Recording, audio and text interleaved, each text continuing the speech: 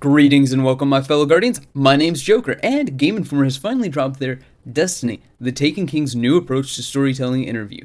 In it, Luke Smith and Mark Noseworthy wax poetically for just over 10 minutes about the way that they have changed the presentation to the story in Destiny. From things as simple as quest logs giving more information about tasks at hand and presenting it in a way that feels more appropriate for RPGs, to your ghosts now having the ability to scan things in the environment, such as statues, worms, dying enemies, and the remains of old bosses. This isn't necessarily as deep as the Grimoire, which, oddly enough, it seems Bungie has neglected to put it in the game this time around. My guess is it's for the same reason we don't have more vault space. Limitations brought forth by last-gen consoles, even though nobody really wants to admit that. Moving forward, they said that they've utilized characters within the tower in new ways to tell the story of the Taken King. My guess is, however, that it's going to be along the same lines as House of Wolves and Dark Below, where Petra and Eris are your handlers respectively. That being said, we do know that there are more cinematics than the initial opening one. However, I'm admittedly lowering my expectations. I'd rather go in and be surprised than disappointed. I think it's safe to say that I love Destiny and I love its lore, but Bungie has earned the right for me and much of the community to go in cautiously optimistic. Now, enough about the story. We're going to go ahead and scan through the gameplay of the interview and pick apart some of the things that I thought were really cool.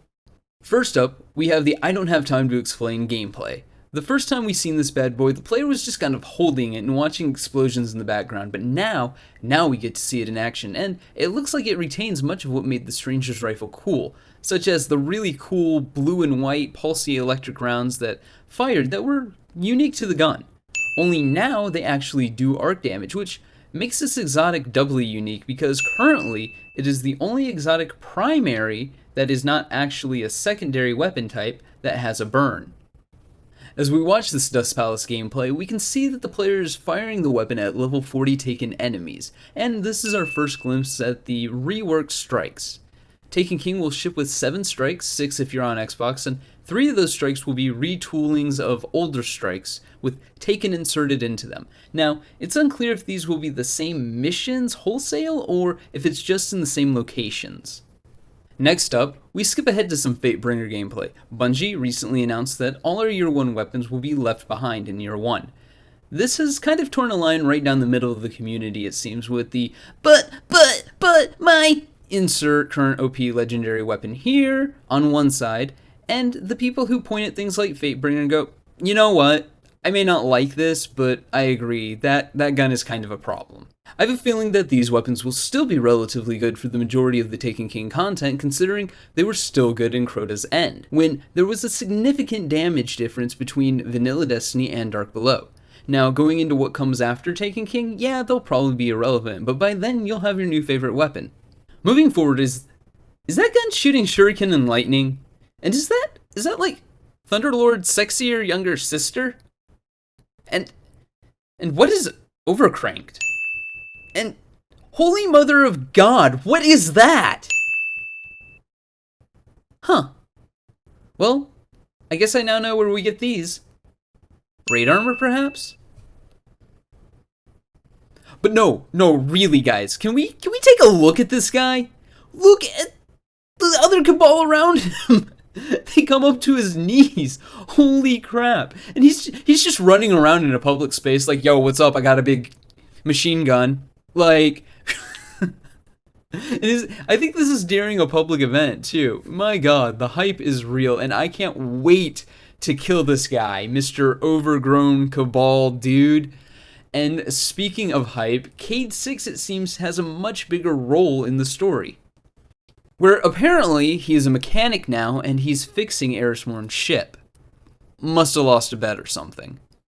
And I think I'm going to go ahead and end it on this. It's not gameplay, but it is quite possibly the most important takeaway from the interview. That seems to be the rhythm that Taken King takes. Do you worry about that repetitive structure? I think that if we were trying to carry the joke for 100 linear hours, I think that would be pretty tough, and we want to construct some more emotional variety. But because we're really trying to deliver a tale to you in six or 7 hours of Dark Snow to the climax before you sort of eject into this end game, I think that we can carry the bit pretty far for those two. I think a lot of... Did I just hear him right? Did he just say that the Taken King's campaign is apparently 6 to 7 hours long? And mind you, that's just the story. And the story is just the first of 3 acts. You have the main story, then you have all the quests and strikes that are part of the Taken War, which opens up after the main story, which is there to help you get to level 40 and geared up for Act 3, which is the raid. Combine that with over a dozen new exotic weapons, half a dozen new armor pieces for each class to collect, new legendaries, new faction-specific quests, and of course the Dreadnought, and it's sounding like this expansion could be doubling the current content available to players in Destiny. But those are just my thoughts. Let me know yours in the comments below, and like always, my fellow Guardians, stay frosty. Wait, hold up, one more thing. So, I hear you guys like Red Bull codes. So, I'm going to be going ahead and giving some of these Red Bull codes away throughout my videos throughout the week. So, all you have to do to enter to get a chance at one of these Red Bull codes is like the video, subscribe to the channel, and leave a hashtag in this video on what your favorite exotic weapon is. Let me know what you guys like. And like always, my fellow Guardians, this time, for real, stay frosty.